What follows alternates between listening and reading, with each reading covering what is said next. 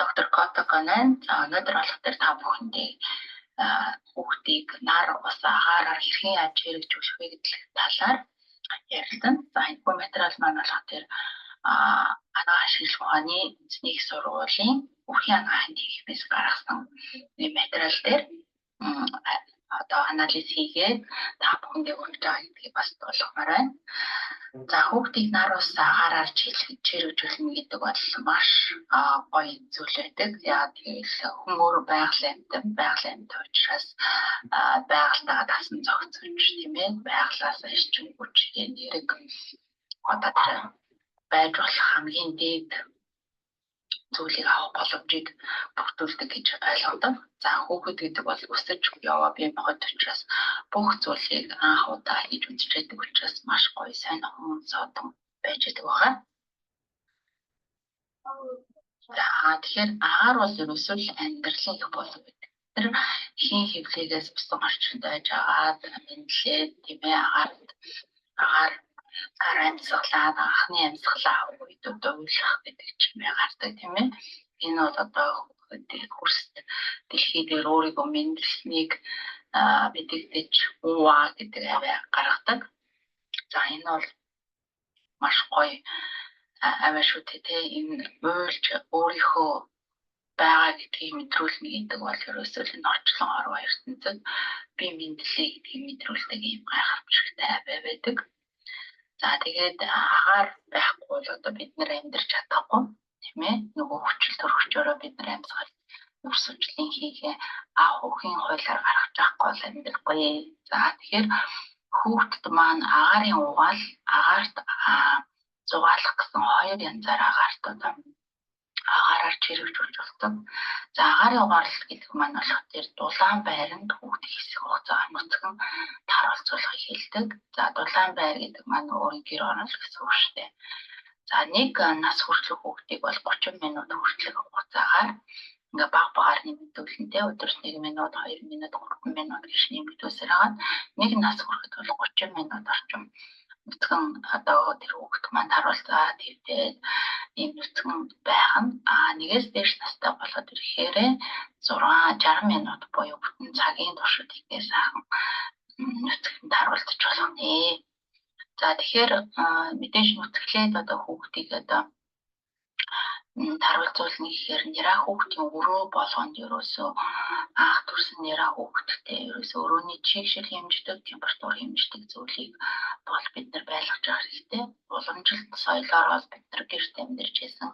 Герман өөрөө маш сайн агаарын солилцоо явуулдаг ийм орон сууц гэж явдаг. Гэтэл бид нар нүдлийн соёл иргэншлэлээс суурин соёл иргэншил рүү шилжиж 4 ханны дунд амьдарч ийтээ. 4 ханны дунд амьдарч явах явцад тухайн хүүхдийн одоо нэраа хүүхдийн өрөөний хэм нь 20-24 градус байх хэрэгтэй.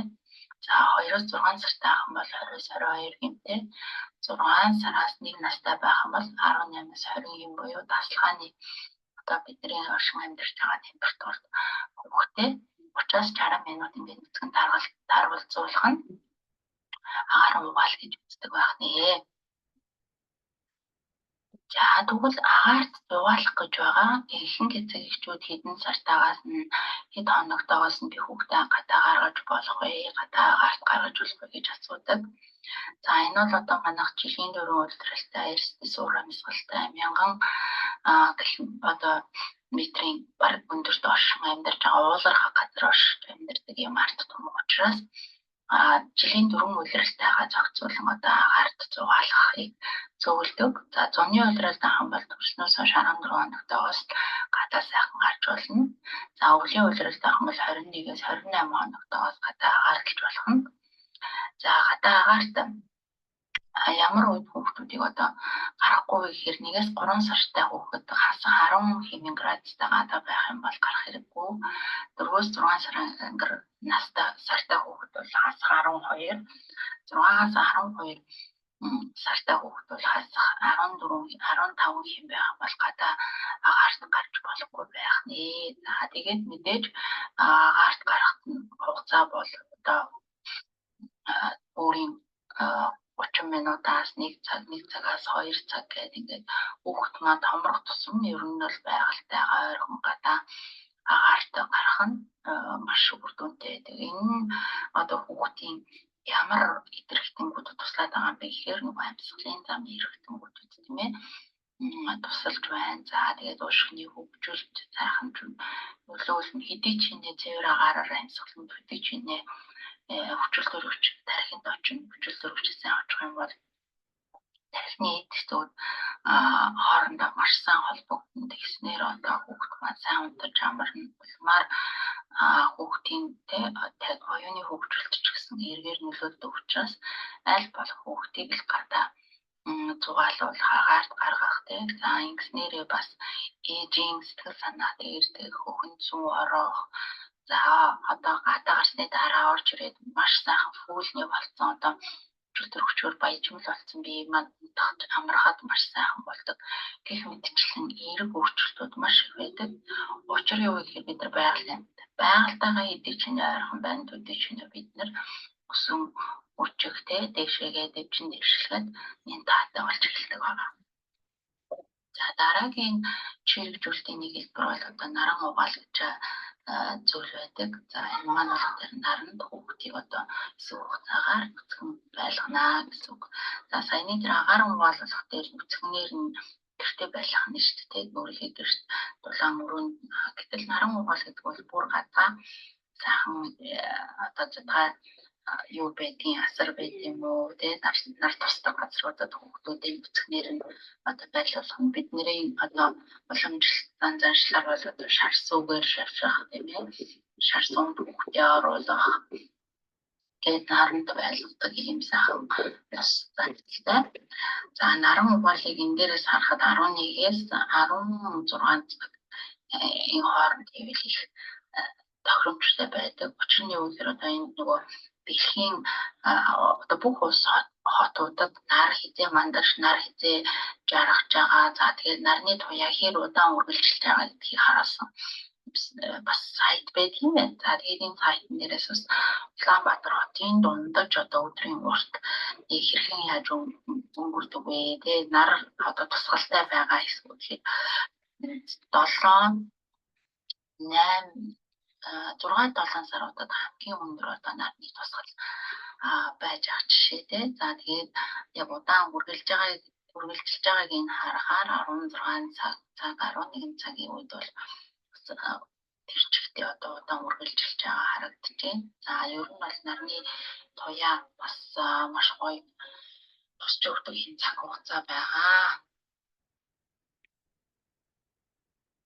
Тэр наран угаал гэж байгаа. За наран угаал гэдэг маань болох дээр сүүдэр газар хүүхдийг 22 градусаас доошгүй халуун хэтэрхий халуун байх юм бол одоо 30 хэмнээс дээшгүй хэмд одоо хүүхдийг гадаа гарлуулж наран угаалд хийж болно. За наран угаалт хийхдээ эхлээд хүүхдээ нуруугаар нь харуулж хөвтүүлээд за дараа нь цээж флексгээр нь одоо дээш нь харуулж хөвтүүлээд ингээд 1-2 минут аль байлгахад хангалттай. За ер нь л 4 сартаас эхэлж наран угаалыг хийн. Тэгээ 2 хоногт 1 минутаар нэмэгдүүлж болно. За наран угаал хийж явах үедээ ямар дэглэм баримтлах вэ гэхээр хүүхд унтуулж болохгүй. За тэгээд нарны малгай бас өмсөж болно. За шингэн багаар бас уулгаж болно. Бас тий. За өөрийнх нь уудаг тэр шингэн зүйлүүдээс уулгаж болох нэ. За дараагийн чирэгжүүлэлт бол усан чирэгжүүлэлт байдаг. За усан чирэгжүүлэлт бол дотроо маш олон төрөлтэй. За ер нь бол өнөөдөр бол 3 төрлийг нь ярина. За нэгдүгээр бол дотор усанд оруулах. За усанд оруулах гэдэг бол одоо хамгийн чухал хамгийн одоо чухал зүйл байдаг. За хүүхэд төрснөөс хойш хүүц үснээс хойш усанд оруулах хэрэгтэй. За ер нь бол төрсэн цагаас ахуулаад хүүхдийг 1 нас хүртэл өдөр болгон болж өгвөл усанд оруулах хэрэгтэй. За 36-аас 36.5 хэмээн усанд хүүхдийг оруулж өгнө. За тэгээд усанд оруулах хугацаа нэг хүртэл их насны хүүхэд авах юм бол 5-аас 7 минут, 1 наснаас дээш авах юм бол 10-аас 20 минут усанд оруулж өгнө. Ингэснээр хүүхдийн хэр бүртгэгийг одоо болох гэдэг зүйл бол дүүрсэж биш. Энэ нь юу гэхээр бүгдийн лимбик систем буюу тонголын системийг ажиллах тий өчрч хэрэг болох энэ зүйлийг тасгадаг. Тэгээд дээрэс нь хүүхд маань усан орчинд байсан. Тэгээд усан орчинд байж байгаа яг төрөх үед бол одоо ус маань хагараад хүүхд гарчдаг шүү дээ. Тэгэхээр тэр мэдрэмж болох тэр хүүхдэд одоо загсыг аваад чулуун дээр шидэж байгаа юм шиг мэдрэмж төрүүлдэг. Тэгэхээр энэ мэдрэмжийг хайжмаар одоо алга болгохын тулд усаар чирэгжүүл усанд оруулж байгаа. За тэгээд бүр манай монголчуудын уламж соёл уламжлалтад бол тий уул усны ус одоо уул усны ураг төрлийн усанд нь өөрийнх нь одоо тэр бие махбодыг танилцуулах тий энэ унсан газар угаас ус гэдэг шүү дээ. Тэгэхээр тэр үгс гэдэг бол нарийн найдан утгач шалтгаантай байдаг гэдгийг бас ухаарах хэрэгтэй. За дараагийн зүйл нь бол усан арчилт байдаг. За усан арчилтыг бол яг 5 сартаагаас ахуулаад хийж болно. За ер нь бол хөлнөөс нь эхлээд үзүү хүртэл одоо арчиж өгөх ёстой. За усны хэм маань бол 36-аас эхлээд 3 хоног тутам нэг хэмээр бууруулаад нэг 18 хүртэл болгож болно. За ерөнхийдөө тасалгааны температур хүртэл болгож бүгдийг үлчирч хэрэг болгоход нь тусалж байна. Усан арчилтын за энэ дээр бол нэг их тийм ус ороод байхгүй байдаг шүү дээ. За одоо нэг алдартай хүн гэсэн байт юм сосор армаа санагдаж байна. Би нэг ярилцлаган дээр нь сонсож байгаа. Хүн өдөр болгон өөрийгөө усан арчилт хийж байгаа хэрэгтэй. Нэг 300 г л ус байхад хангалттай байдаг гэдээ сонсч ирсэн.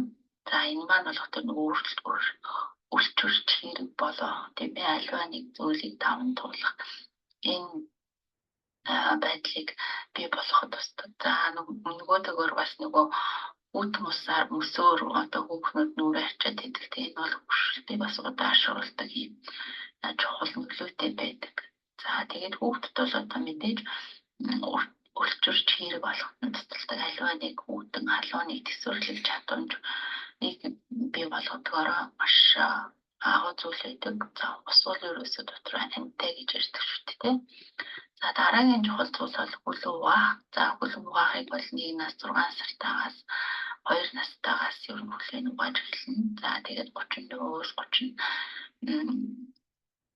34-өөс 35 хэмээс 18-аас 22 хүртэл одоо буулгаж угааж эхэлдэг. За угаахтаа бол 2-аас 3 минут хүүхдийн хөлийг ээлжлж угаагаад за тэгвэл энэ дээр массаж хийгээд тийм ээ хөлнөсгөн бас явуулаад ингээд хөлнөөс нь бас чийлжүүлэлтүүдийг хийж өгдөг. Эдгээр бол дандаа лимбик системүүдийг л маш сайн ажилуулах буюу одоо нэг орчин үеийн төвдийн ангаа ухаанд яриад байгаа залуужуулах урсгалыг бий болгож байна л гэдэг.